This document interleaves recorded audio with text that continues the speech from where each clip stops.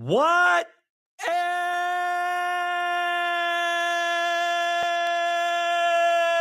up with it, everybody?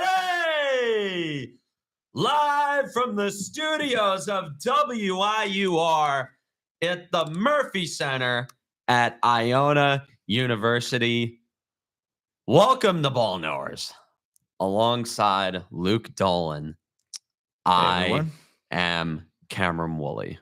Robbie's not here this week. Yeah, Robbie's not here this week. Him and I will carry the energy. Robbie will be back with us. It's just like the soon. old times. Yeah, just like the old days of last year. Which was a very long time ago. 6 months ago. Yeah, it's just a lifetime ago now because so much has happened. Yeah, oh my God. But where do we even begin? Well, obviously, we need to lead with the obvious. You know, you call them the biggest losers in baseball. They were.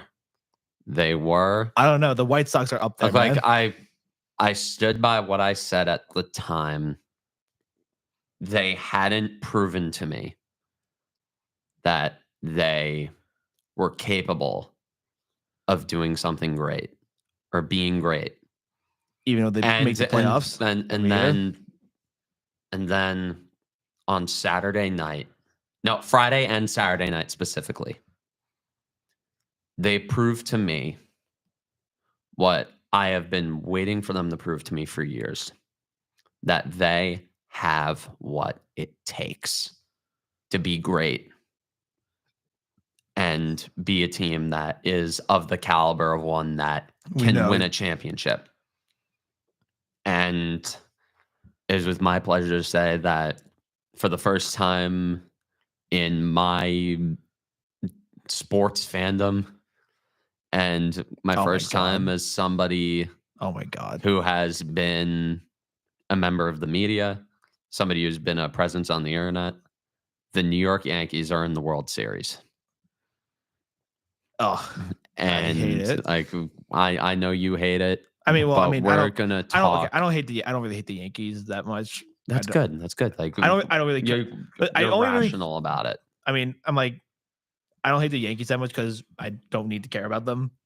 I don't play them very often. Mets don't play them very often, which we will get to in a second. But we're talking about the Yankees. Like this is mostly like a Yankee World Series preview because right now we're in the calm before the storm. You know, the series doesn't start until Friday night in Los Angeles. That's insane to me. We're gonna have all the articles and videos and puff pieces, all the good feelings. What you were always getting those? All of the hype happening right now.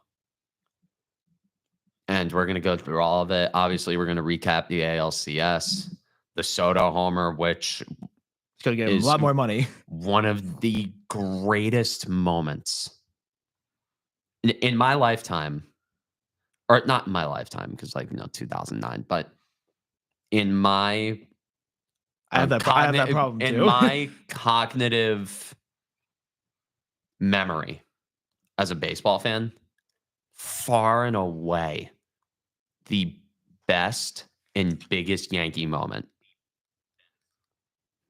And we haven't seen anything like that in a long, long time.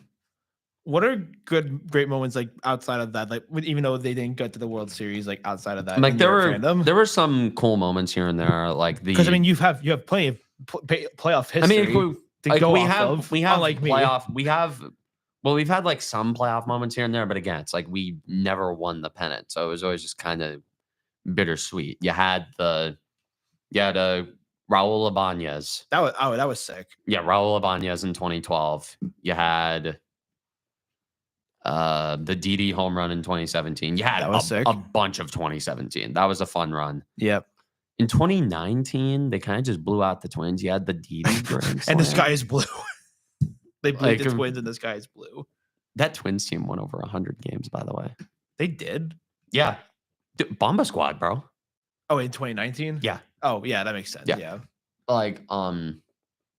They had a couple of good moments. I mean, obviously the the LeMahieu home run that immediately got overshadowed. But although that I don't really view that as a great moment because it got followed up by you know what, that's the Andy Chavez moment. Yeah, for the Mets in 2006.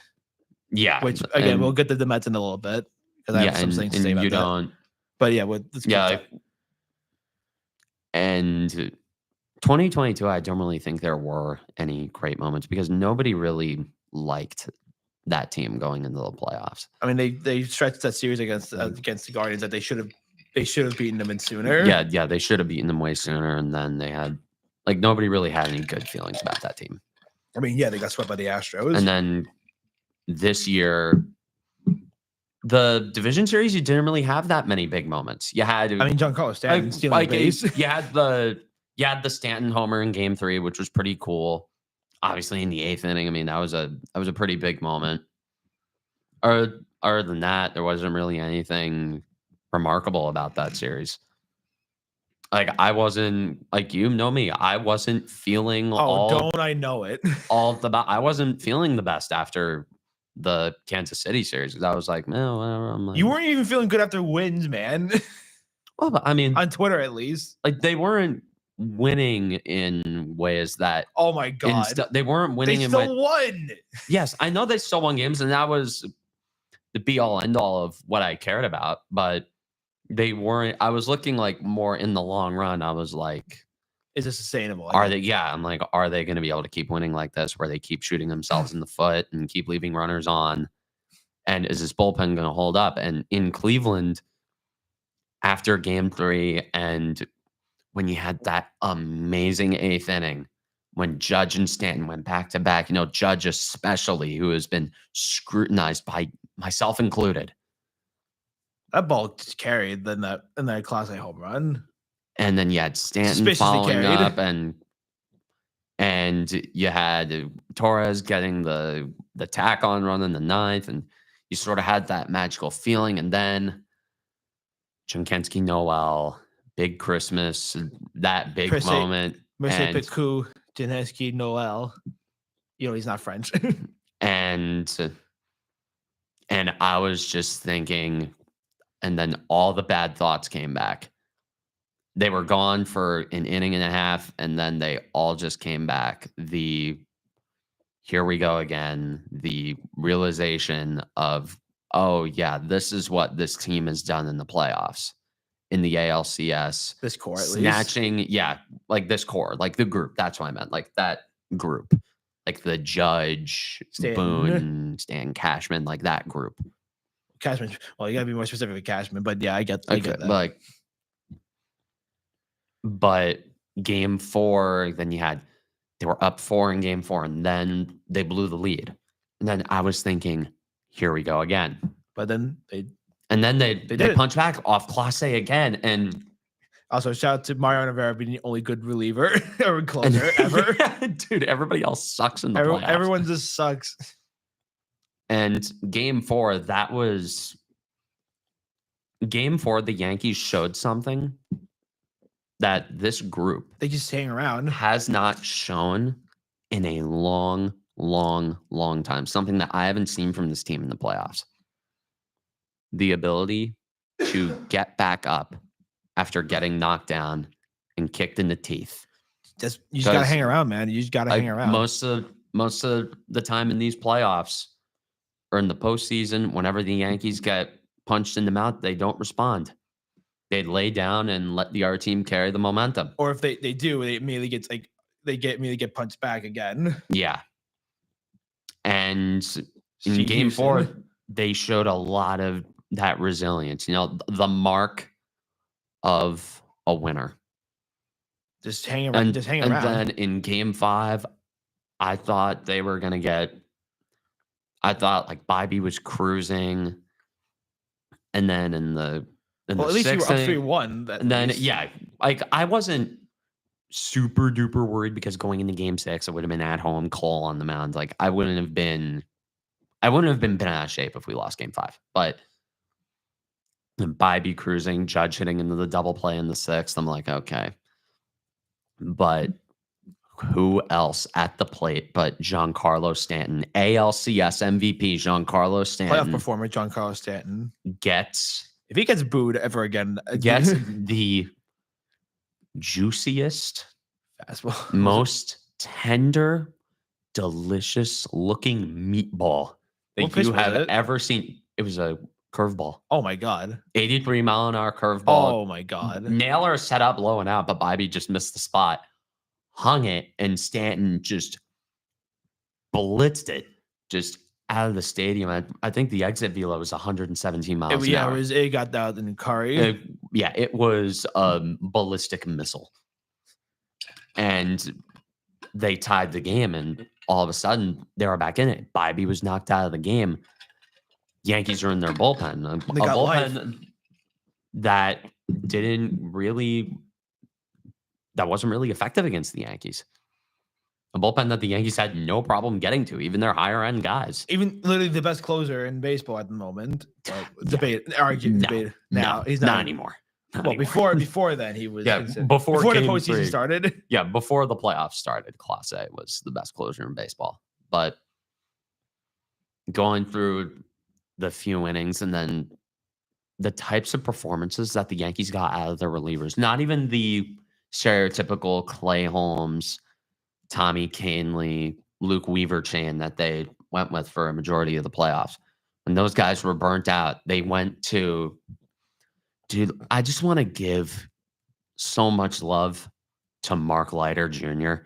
A guy who was, I don't think you liked him. A guy who was seen as a deadline bust, wasn't even initially put on the ALCS roster.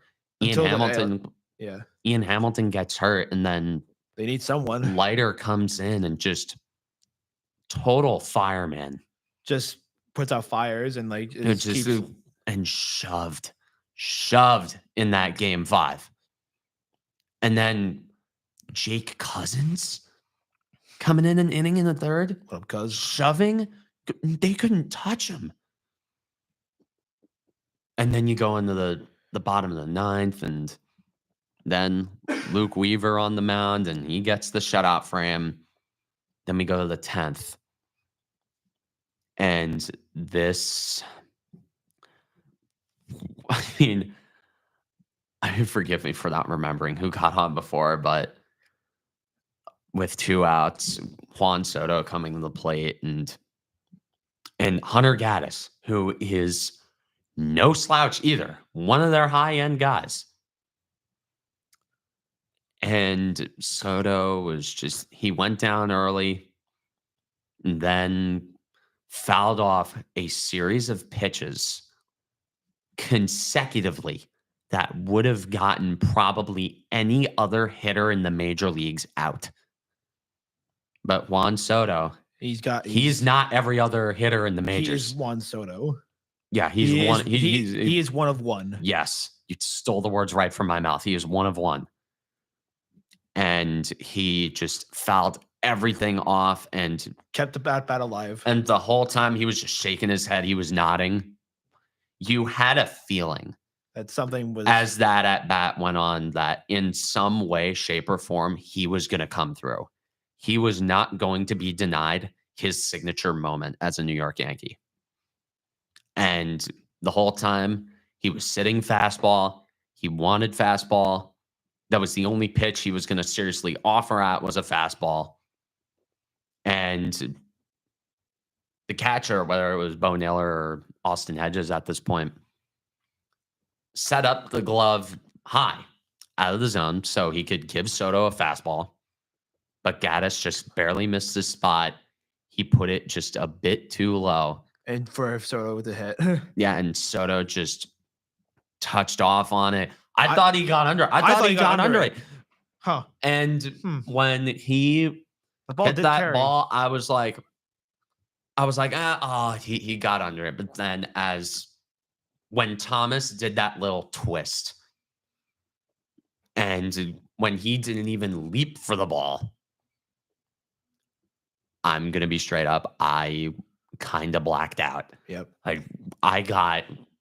All I remember was just screaming, euphoric screaming when that ball left the yard. And I was watching with my sweet mate, who's also a Yankee fan. Like, we were going nuts. We were jumping up, hugging, and all that. And I came downstairs. Of course, everybody was, of course, like I'm on Twitter. Twitter's going nuts, and I don't know if you saw my tweet.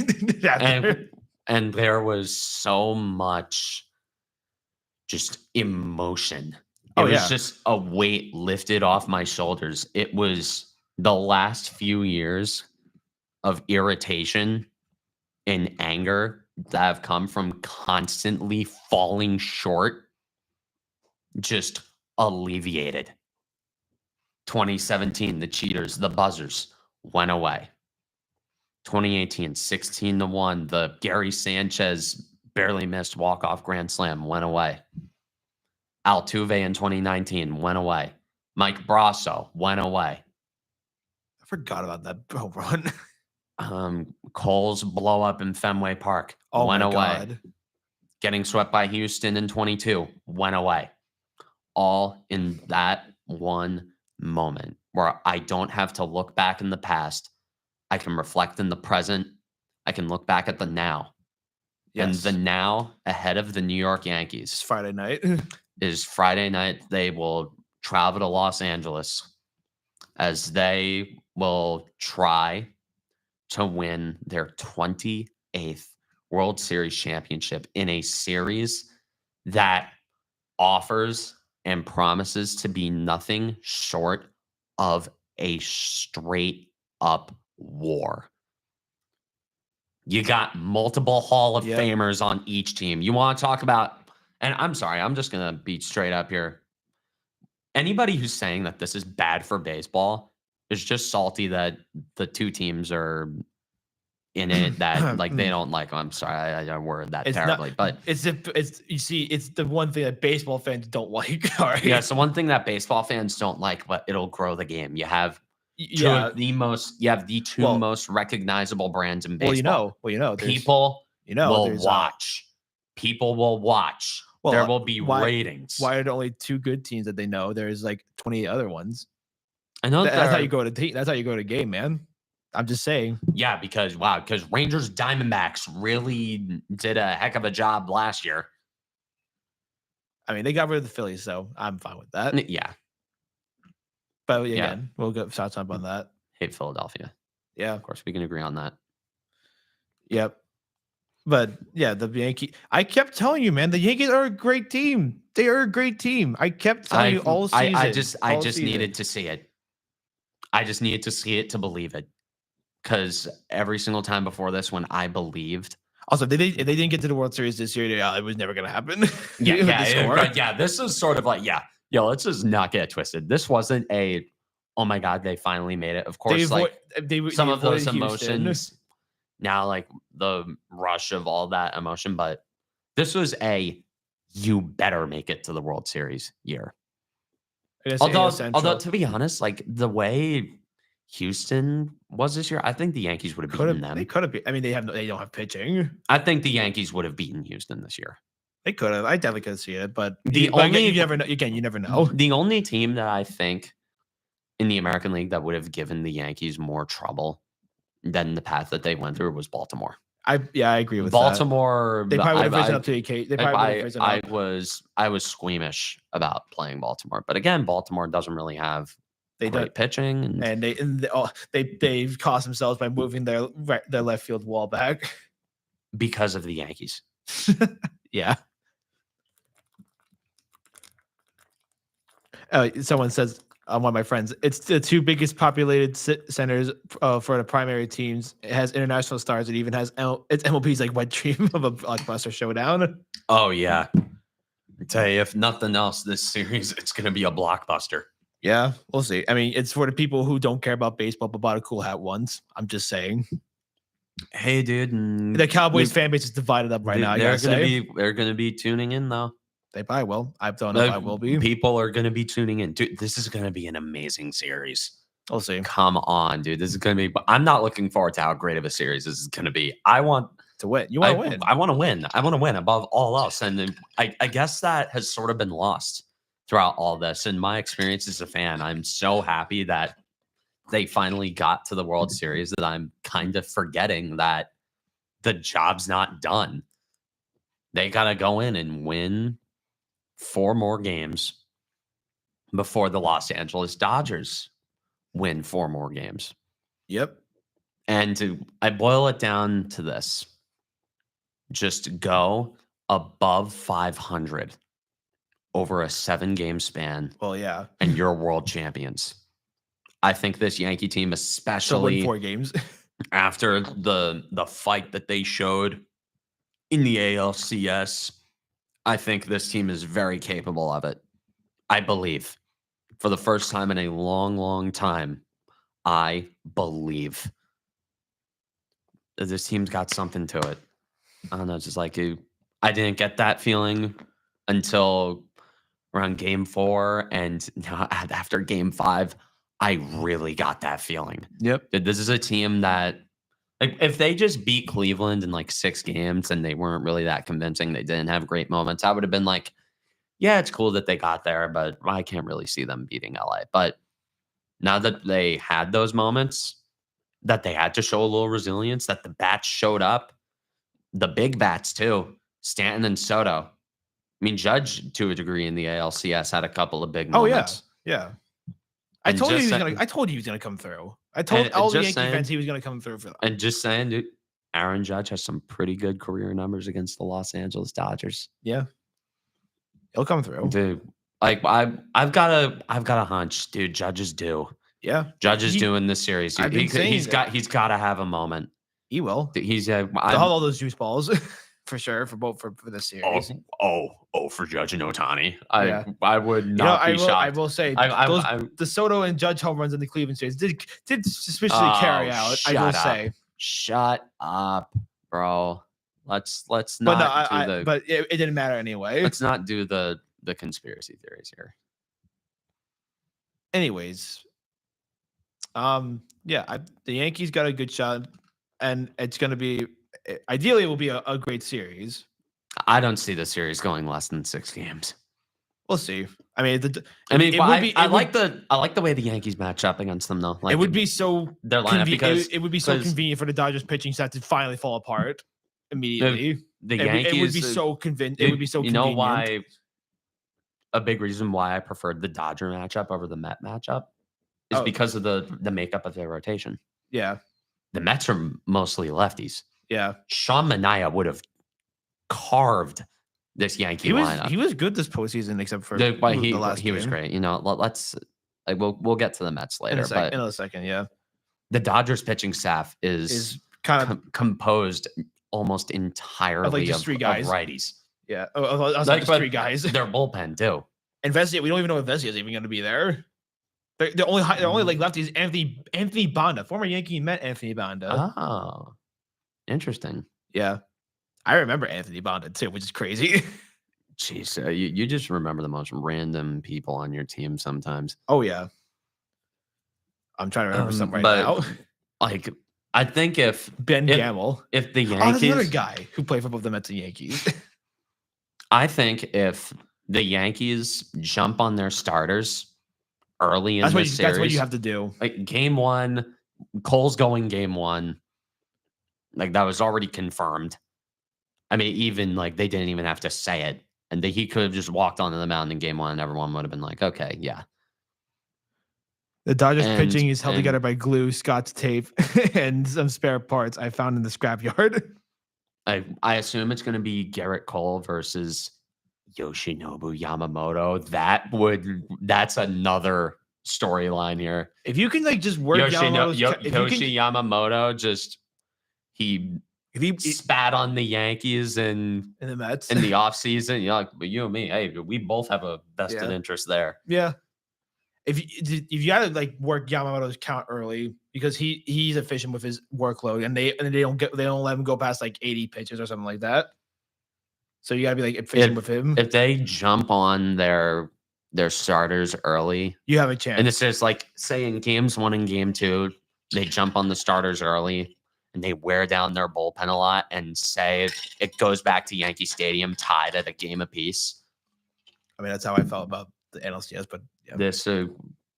This would be a prime opportunity for the Yankees to do some damage. Yep. if that is the situation that plays out, I would feel very good going back to Yankee Stadium. I would too. But again, and their pitching staff is almost all righties. The Yankees can hit righties. They can't hit lefties. The Dodgers stacked up all righties. Sure, those righties throw absurd stuff, but they got. All it takes is one big swing for those House of Cards bullpen games to fall apart. As someone who's faced them, I can tell you that you got to jump on them early. Yeah. Make sure they're playing from behind. Same game plan as Cleveland. Just jump on them early, make them play from behind, and just don't let their... God, that lineup's going to be so hard to navigate, though. Yeah. Oh, it's not easy because there's literally a bad man like in any part of any given day. There's no I can't wait for there's no weakness there. Like freaking Tommy Edmonds, Cardinal Devil Magic still runs through him. Yeah, dude, Tommy Edmonds. He won the NLCS MVP. Yeah, I am not looking forward to dealing with Tommy Edmonds. Well, no, I can't wait for him to go 0 for 15 in the series. And especially if Mookie Betts officially has his act together. Yeah. That's going to be tough, dude. If all of their boppers are bopping, then we're dead.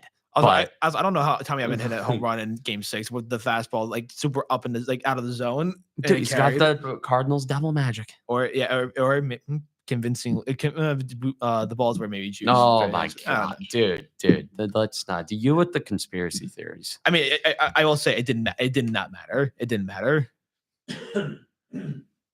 I will say that it didn't matter, but I don't know. Do you want? We can keep talking about the Yankees unless we want to. I mean, that's the World Series. This is a big. Yeah, it's a big deal. Big deal. I mean, but I just want to dot all our I's and cross our T's for this series because, I don't know. I don't know if this is going to be the only time I'm going to be doing a World Series preview. Well, I mean, you'll have a chance. My team. Since if the series starts on Friday, you'll have time to talk about it next week. No, but I'm doing a preview where thoughts are clear. Oh yeah. It's I'm not going to be in the moment as much. I can take a step back and reflect on this rationally.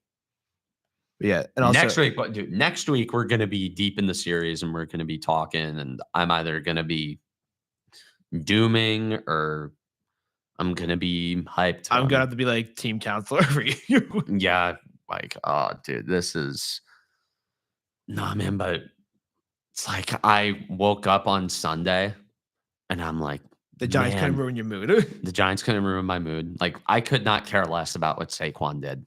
Yeah. I don't care that he had 170-something yards. I don't care. Fine, whatever. Daniel Jones sucks. Yeah, whatever. Fine. I know. And the sky is blue. But all I was thinking was... They're going to the World Series. Man, dude, I really got to wait until Friday. Why is this such a long... I really got to wait. I mean, I like that the bullpen's getting well rested. I guess, yeah.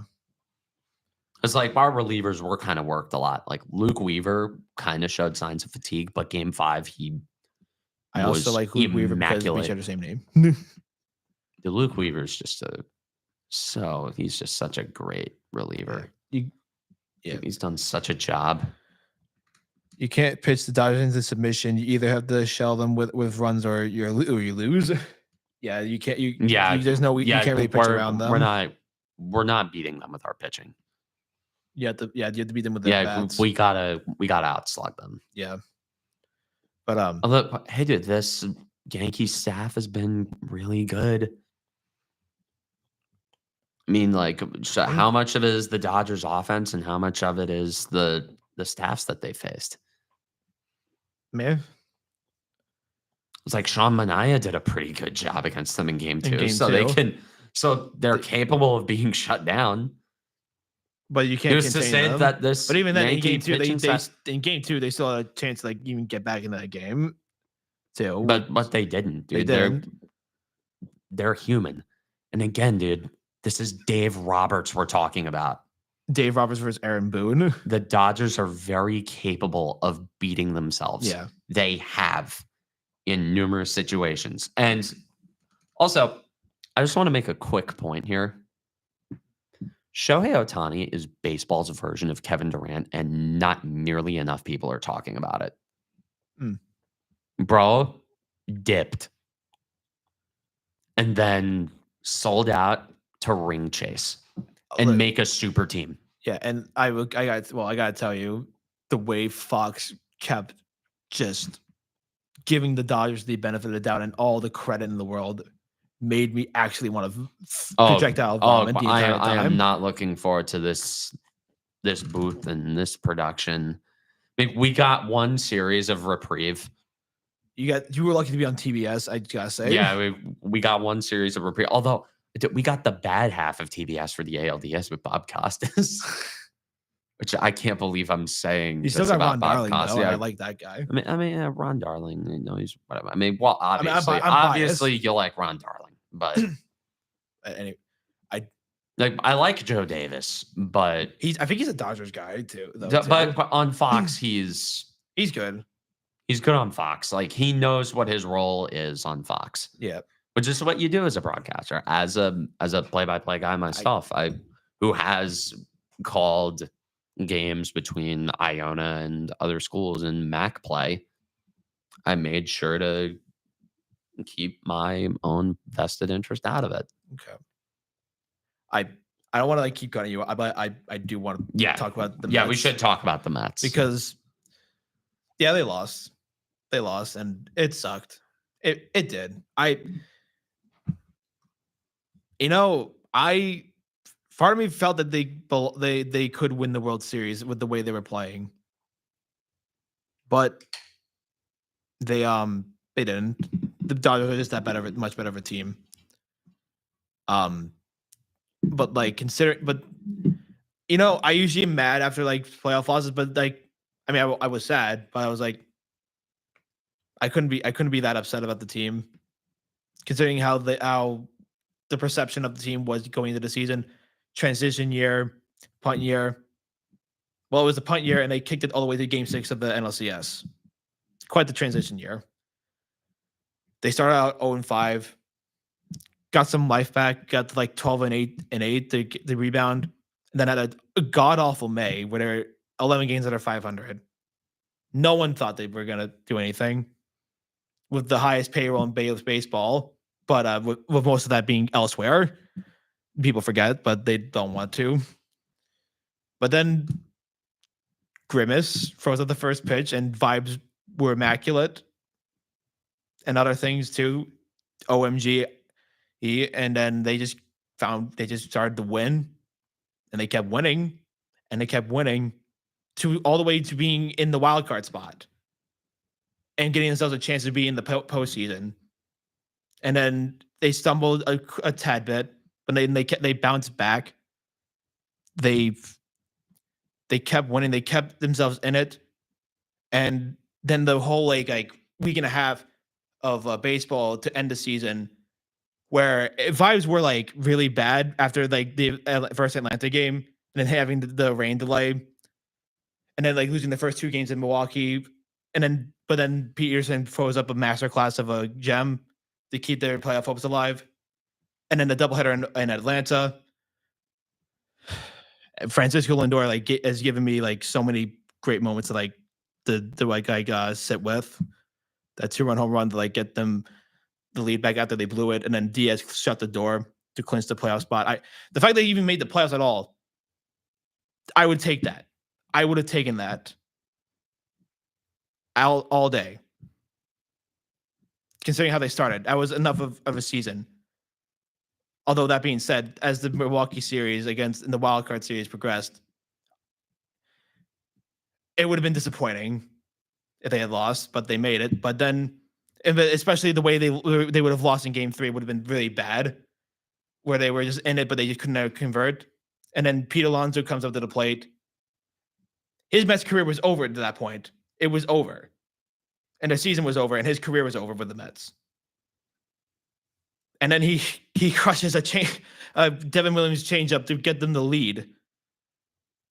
And then they miraculously found a way to win. One of the best moments I think I've ever had the pleasure of experiencing as a Mets fan. That moment surpasses a lot of moments in 2015 because of how dire it was and miraculous the comeback was, because the 2015 team was able to dominating the playoffs to some degree. But and like that home run was like the biggest like win probability added for a go-ahead home run in a postseason game since Albert Pujols took Brad Lidge deep. And then they won. Go to Philly. Oh, their season's over there. The season's done there. Zach Wheeler's like having a record day in game 1. The Mets have nothing, but it's only 1-0. And then they rallied off for 5 runs in the eighth, and then like shut the door and like shut it down in the 9th inning. They lose game 2 after like, even though Mark Vientos had like a career, like they had a star-making game. But then they took care of business in game 3. Sean Monahan pitches a gem. And in game 4, they were down, leaving men on base. But then Francisco Lindor caps off like another signature moment, and the Mets finally win a playoff series at home for the first time in 24 years, and the first one at Citi Field. With like his grand slam is probably the best hit in Citi Field history. And as Howard Rose like said, in going into the Dodgers series, I wanted to say, I'll say into the Dodgers series, I wasn't sure they're probably going to lose, but I mean the 2 games that they did win were kind of convincing, even if people try to say, oh, the Dodgers were punting those games. Like, shut up, Ken Rosenthal. That's another person I can't stand anymore, Ken Rosenthal. But yeah, it's like, but then they ended up losing, and Howard Rose like says, you may be sad now, but when you're laying around the offseason just waiting for the next season to start, those feelings will go away, because when you think about this team, you won't be able to keep yourself from smiling for what they were able to accomplish. And he's totally right. This was the most thrilling season I have felt as a Mets fan. Probably, at least arguably since 2015, since I started following them. But the thing about the difference, I think, between this team and 2015 is that in 2015, I remembered like the bad mistakes that cost them the World Series. With all the bad mistakes, in which they had a lead in every single game that series at 5 games, and then they lost. And that leaves a bitter taste in my mouth. But like this year, I'm just like, the fact they even made it this far with no expectations into how bad they started, the way they battled back, it was very inspiring. And I felt like I was a 13-year-old again watching this team, like I did in 2015. And that's something that can't be taken away. I really like this team, and brighter days are ahead. Brighter days are ahead for this team, and that's all I can ask for. Couldn't have said it better myself, dude. This Met team, just an incredible run. I thought they were going to win the whole thing the whole way. They just had they had a magical feeling about them the whole way. And it felt like every single time they needed to come through in a big spot, they did it. Whether it was Lindor, Alonso, Vientos, my God, dude, he's a budding superstar. And everybody just delivered when they had to. And with the Dodgers in the NLCS, I think it was just a matter of them running out of steam. Yeah. Their carriage turning into a pumpkin. Clock striking midnight, whatever Cinderella reference you want to make. Well, that's the whole other thing. They proved that they belonged, like throughout the postseason. They belonged to be where they were. I felt in some regard, the way they outplayed the Phillies. Yeah, they outclassed them. The Phillies didn't belong on the same field as them. Yeah. You kidding me, dude? The Phillies, open a window.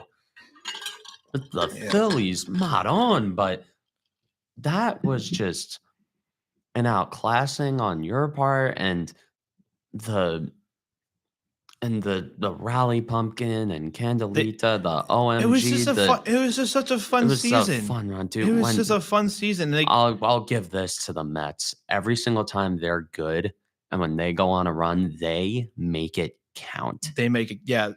There's always some big thing about it. It's like even on this run with the Yankees, there was nothing really like big about it. They were just winning games, taking care of business, doing their job, yeah, doing what they were supposed to do. But with the Mets, there was so much magic to it. And Howie Rose said it the best. He said, "You made this 70-year-old man feel like a 15-year-old again."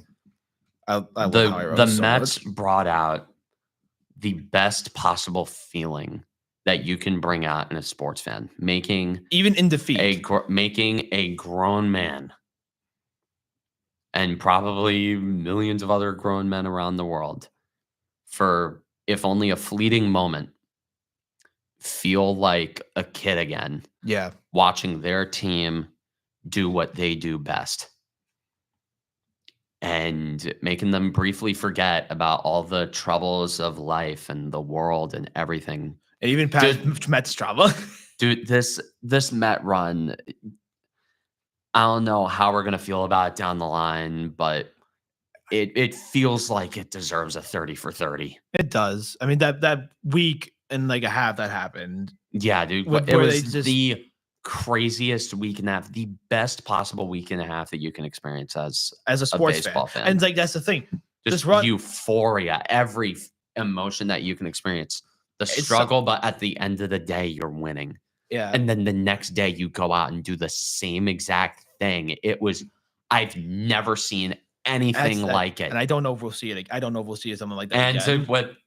with the Mets, we're probably gonna have to wrap up soon anyway, but I want to leave it with this with the Mets. Don't let this be viewed as another lightning in the bottle moment.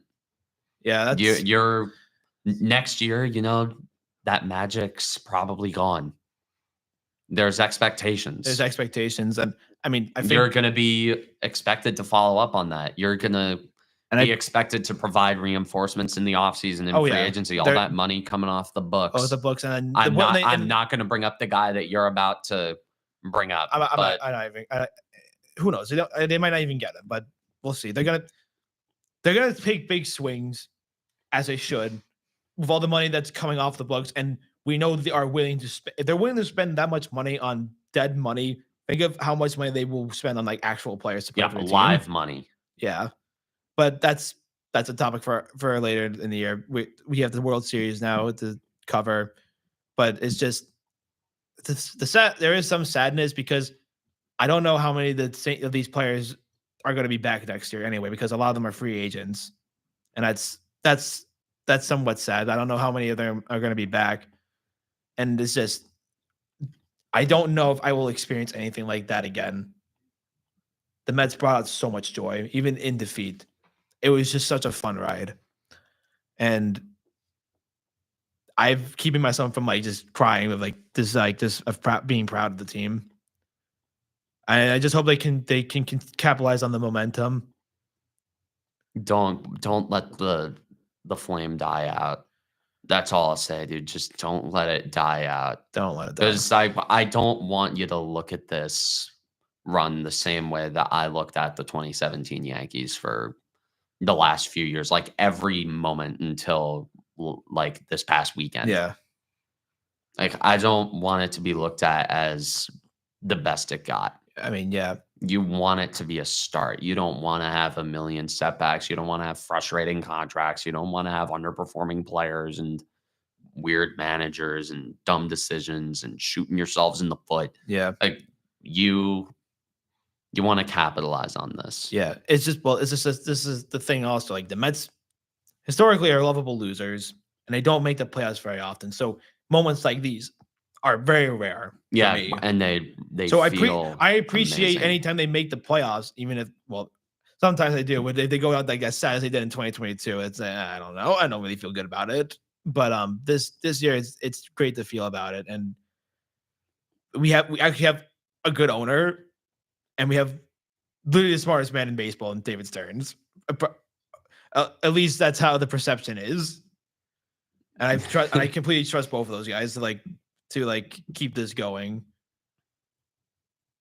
And then just and it's a shame that we have to wait 120 days for opening day or something like that, however long it is, to see them again. Well, I mean, we'll see them in spring training, but it's just gonna miss them.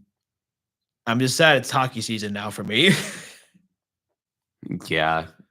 for you, for both of us, after the next couple weeks are over. I mean, football season's already over for us. Yeah, it's less said the better at this point, but it's still baseball season for you. Like overall, an emotional month of baseball for all New Yorkers. Yeah, whether you're a Yankee fan or a Met fan, you've gone through such a month. Like, we're gonna tell our children about both of these runs, dude. Like, you're gonna tell your kids about how special this team, the Lindor grand slam in Game 4, and the Pete Alonso home run.